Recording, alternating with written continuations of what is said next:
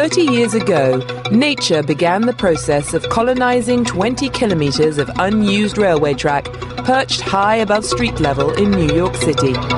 Today, the High Line, as the elevated track became known, is run from this office. This is Joshua David, a former freelance writer who, together with his business partner Robert Hammond, who was away during filming, created a groundswell movement to save the above-ground railway. There are Jury's heritage heroes, chosen for their commitment to transforming the redundant railway into a green park. The High Line was built in the 1930s to avoid street traffic and get goods direct to the city's warehouses. In 1980, the last train moved along these tracks carrying 3 wagon loads of frozen turkeys for Thanksgiving. By the end of the 1970s, the elevated railway had become a loss maker. Its demolition and the loss of a piece of New York's history seemed inevitable. Others saw it differently. Joshua David and Robert Hammond met by chance at a meeting to discuss the fate of the railway. Jointly, they set up the Friends of the High Line, and the movement to keep the Depression-era railway was underway. It's a mile and a half, touches down on 22 different city blocks with glimpses into backyards and areas that you can't see otherwise. And that just seemed like an incredible opportunity. Their first move was to ask photographer Joel Sternfeld to take a series of pictures of the High Line over the course of a year to capture the imagination of New Yorkers. Here, among the skyscrapers, a resilient Mother Nature had already done them a favor. Before we had a park up here, nature basically did what we're standing in. The seeds dropped from the sky, they dropped from trains, and over the course of 20 years, this lush green landscape sprung up on the High Line. And that was a really useful tool in engaging people. It became our dream to create something up here became the dream of thousands of people because they were all looking at it through their own eyes. The images of green in the heart of the city helped, but it seemed as though the voices for the demolition would prevail. Ranged against the Friends of the High Line were not just property developers, but also City Hall. Joshua David and Robert Hammond were undaunted. We had to sue the city of New York. We filed a legal action challenging their participation in a demolition agreement on the High Line. In 2001, a new mayor changed city policy, and David and Hammond won their court case. The next boost for the two activists was the recruitment of some high-profile and wealthy residents on New York's West Side.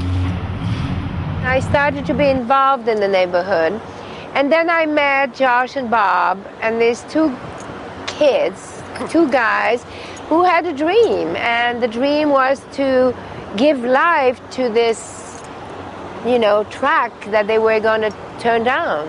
And so I got very involved immediately, and we did the first fundraiser at my place.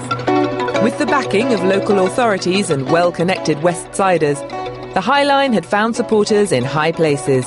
The next step was to decide what to do with the overhead railway. David and Hammond came up with a competition. The winner was James Corner. Well, I think when we first, visited and stepped on the High Line, it's just extraordinary. Extraordinary because of its linearity, its singularity, its consistency, its sort of collagic rupturing of the city fabric. But also the finding of this green ribbon, this sort of railbed landscape that had become a beautiful meadow. And so, the challenge was how to respect that, but at the same time amplify and transform it into something very new. In 2009, the High Line was open to the public. It was an instant success. One of the key design concepts was the preservation of the native plants that had conquered the High Line in the past. We're just at the beginning of our season. This is very low, and it's very quiet in the beginning, and then it just erupts as the weather gets warmer. The most trees and shrubs that you'll find in this section are located in this space. The predominant species is a northeastern native called gray birch. The idea is to have a mixture of trees and shrubs that create a real structural sense that you've entered the High Line. You have a lot of sun, a lot of wind, all of which conspire to tend to make things dry. And so you need things that are really going to stand up to difficult conditions.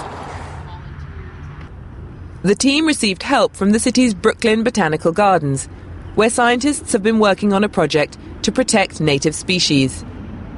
Urbanization is something that everyone on this planet is facing. So cities will have to hold some of the biodiversity on Earth if we're to preserve it at all. And so I think a project like the High Line gives it an example for gardeners to become more involved actively in conservation issues. In April 2010, less than a year after opening, the High Line received its 2 millionth visitor. The High Line, as I look at it, offers so many different things to so many different people.